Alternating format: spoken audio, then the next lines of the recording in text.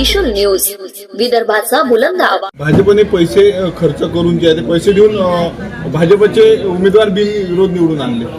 आरोप करणारे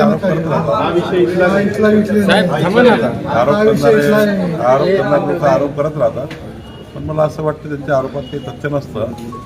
शेवटी निवडणुकीमध्ये जे काही अनुभव होतात तो जो कॅन्डिडेट असतो त्या कॅन्डिडेटवर लोकांचा विश्वास असतो आणि एवढंच असतं की लोकांना आता विकसित महाराष्ट्राकडे जायचं आहे, विकासाची बाजू स्वीकारायची आहे. त्यामुळं अनेक उमेदवार अनुकूल झालेले आहेत. त्यामध्ये ठाण्याची अनुकूल झाले, धुळ्यात झाले. आमचे रवींद्र चव्हाण जे अध्यक्ष जे आहेत कल्याण डोंबिवली, त्यांच्या स्वगृही मोठ्या प्रमाणात 15च्या वर उमेदवार त्या ठिकाणी विजयी झाले आहेत, अनुकूल झाले आहेत. त्यामुळं 42च्या वर भाजपाचे उमेदवार अनुकूल झाले. 42च्या वर भाजपाचे महानगरपालिकेचे उमेदवार अनुकूल झाले आहेत. सोबत 22 उमेदवार एकनाथ शिंदेचे जवळपास आहेत, काही राष्ट्रवादीचे आहेत, काही अपक्ष आहेत.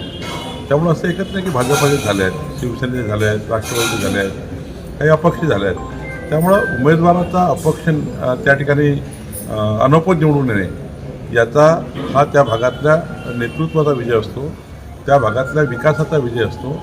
अपोजिशन पार्टी याचं गालबोट लावत असतं.